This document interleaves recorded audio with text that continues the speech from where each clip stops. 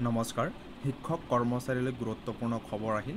একেৰাহে 6 দিন চৰকাৰী বন্ধ ঘোষণা। তাৰ লগতে দুৰ্গা পূজাৰ পূৰ্বে দৰমহা বৃদ্ধিৰ কথা ৰাজ্য চৰকাৰে এবাৰ জনাইছিল যে দুৰ্গা পূজাৰ পূৰ্বে দৰমহা পাব ৰাজ্য চৰকাৰৰ সকলো কৰ্মচাৰীয়ে।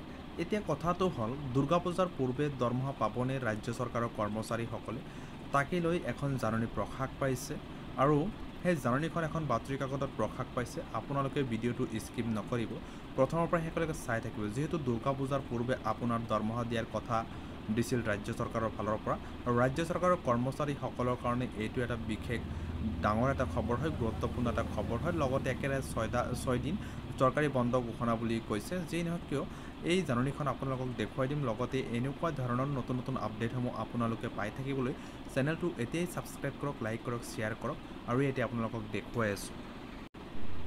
ইয়াতে লিখা আছে 27 ছেপ্টেম্বৰৰ পৰা 2 অক্টোবৰলৈ চৰকাৰী বন্ধ ঘোষণা। পূজাৰ পূৰ্বে দৰমহা পাবনে অসম চৰকাৰৰ কৰ্মচাৰীসকলে। ইয়াতে লিখা আছে শাৰদীয় দুৰ্গা পূজা সমাগত আৰু মাত্ৰ 2টা দিনৰ পিছতে মহালয়া। চৌদিশে এতিয়া শাৰদীয় দুৰ্গা পূজাৰ প্ৰস্তুতি।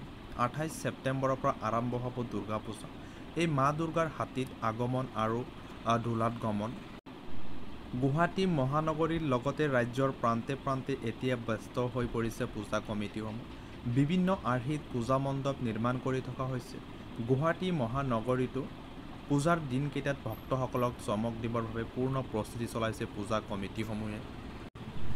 ইয়াৰ মাজতে এটা প্ৰশ্নৰ উদয় হৈছে চৰকাৰী কৰ্মচাৰীসকলৰ মনত, দুৰ্গা পূজাৰ পূৰ্বে দৰমহা হ'বনে? কাৰণ 28 ছেপ্টেম্বৰৰ পৰা দুৰ্গা পূজা আৰম্ভ হ'ব, কিন্তু 27 ছেপ্টেম্বৰৰ পৰা 2 অক্টোবৰলৈকে চৰকাৰী বন্ধ থাকিব। 27 তাৰিখ মাহৰ চতুৰ্থ শনিবাৰ, পিছদিনাখন দেওবাৰ, দেওবাৰে তথাপিও ষষ্ঠী। আনফালে 29 ছেপ্টেম্বৰৰ পৰা 4 দিন দুৰ্গা পূজাৰ বাবে কোষাগাৰ বন্ধ থাকিব, যাৰ বাবে চৰকাৰী কৰ্মচাৰীসকলৰ চিন্তা বাঢ়িছে দৰমহাক লৈ। চৰকাৰী কৰ্মচাৰীসকলৰ এই কথা অনুধাৱন কৰিয়েই শাৰদীয় দুৰ্গা পূজা উপলক্ষে অসম চৰকাৰৰ কৰ্মচাৰীসকলক এই মাহত আগতীয়াকৈ দৰমহা প্ৰদানৰ বাবে আহ্বান জনাইছে সদৌ অসম কৰ্মচাৰী পৰিষদে।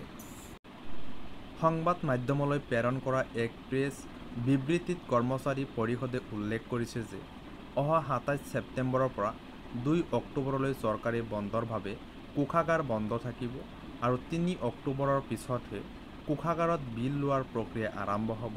আৰু সেই সময়ত দৰমহা হ'লে অসম চৰকাৰৰ শিক্ষক কৰ্মচাৰীসকল শাৰদীয় দুৰ্গোৎসৱৰ উৎসাহ উদ্দীপনা ম্লান পৰিব।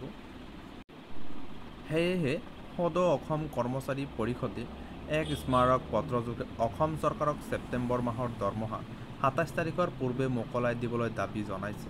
এতিয়া কৰ্মচাৰী পৰিষদৰ দাবী বিবেচনা কৰি চৰকাৰে কি সিদ্ধান্ত গ্ৰহণ কৰে সেয়া হ'ব লক্ষণীয়। যিয়েই নহওক কিয়, যিটো কথা আছিল দুৰ্গা পূজাৰ পূৰ্বেই দৰমহা লাভ কৰিব চৰকাৰী কৰ্মচাৰীসকলে, কাৰণ এই কথাটো বৰ্তমান সম্ভৱপৰ হৈ উঠা নাই আৰু এই কথাষাৰ এটা সময়ত বিলুপ্ত হৈ যাব কথাটো, যিটো দৰমহাৰ কথা কৈছিল। আৰু সেইটো আমাৰ ৰাজ্য চৰকাৰৰ চৰকাৰী কৰ্মচাৰীসকলে এইটো আশা কৰাটো আমাৰ ভুল। যিয়েই নহওক কিয়, ৰাজ্য চৰকাৰৰ কৰ্মচাৰীসকলে এই যিটো দুৰ্গা পূজাৰ পূৰ্বে দৰমহাৰ কথা আছিল সেইটো মানে পোৱাটো 99% মিছাই হয় সেইটো। যিয়েই নহওক কিয়, এনেকুৱা ধৰণৰ নতুন নতুন আপডেটসমূহ আপোনালোকে পাই থাকিবলৈ চেনেলটো এতিয়া ছাবস্ক্ৰাইব কৰক, লাইক কৰক, শ্বেয়াৰ কৰক আৰু এইখিনিতে মই ভিডিঅ'টো সমাপ্ত কৰিছোঁ। Thank you. SI light of education, thank you ৱাটছিং দ্য ভিডিঅ'।